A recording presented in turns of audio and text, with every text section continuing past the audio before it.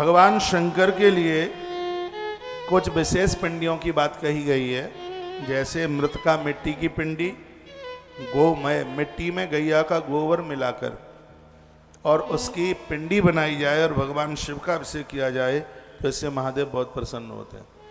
पुष्प की शिव पिंडी बनाएं, कनेर के फूल की बनाएं, फलों की शिव पिंडी बनाएं, गुड़ की पिंडी बनाएं, नवनीत मक्खन की शिव पिंडी बनाएं, भस्म की शिव पिंडी बनाएं और अन्न की शिव पिंडी बनाएं तो भगवान कहते हैं कि इन सब चीज़ों का निर्माण करने वाला व्यक्ति मुझे प्राप्त कर लेता है, उसके ऊपर मैं अति प्रसन्न हो जाता हूँ।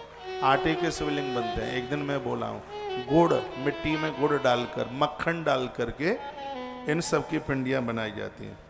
और कोई कोई विद्वान क्या कहते हैं, कहीं तुम्हें शंकर की पिंडी न मिल रही हो तो अंगुष्टाद बपि तथा पूजान मिक्षंती या केचन, अंगूठे को ही शिवलिंग मानकर एक लोटा जल उसी के ऊपर चढ़ा दीजिए, भगवान महादेव ने आपका जल स्वीकार कर दिया। इसमें लिखा है विद्येश्वरी संहिता अध्याय नंबर 11 और श्लोक नंबर 34।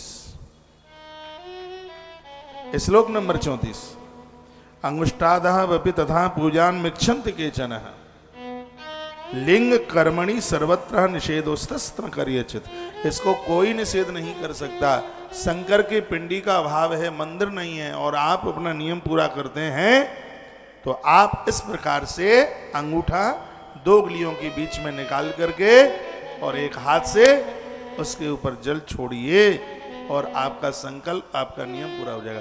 लेकिन इसका अर्थ यह नहीं है कि अब अंगूठे पे ही रोज लोटा ढाले, मंदिर ही ना जाए।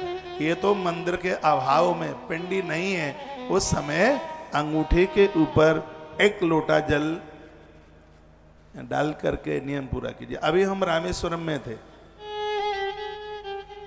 तो मैं अचानक शास्त्री जी के, राममोहन आचार्य जी के कमरे में मैं घुस गया, अंदर चला गया था किसी काम से।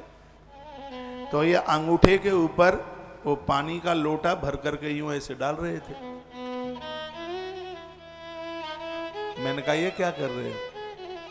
बोलते हैं आपने ही तो कहा था कि शंकर जी ना हो तो अंगूठे को महादेव मान करके उसके ऊपर जल चढ़ा दीजिए, महादेव भोलेनाथ उसको स्वीकार कर लेता है। तो कर लेता है। विद्येश्वर संहिता अध्याय नंबर 11 और श्लोक नंबर 34,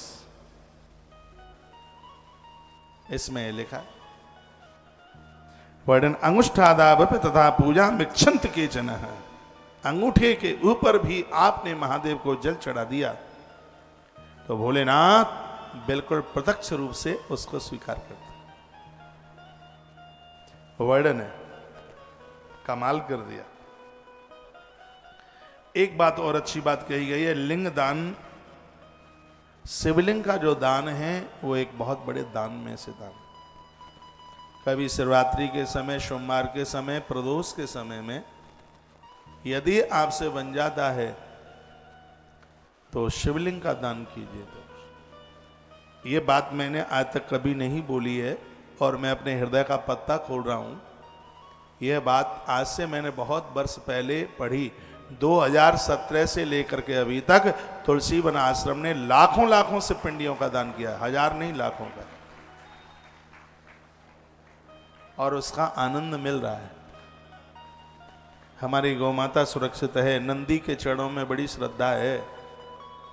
ये सब शिव पिंडी का। मैं तो आप सबको कहूँगा कोई भी बाजार से शिव पिंडी मत खरीदिए, ना सालेराम खरीदना, ना नर्मदेश्वर, तुलसी वन आश्रम देगा आपको।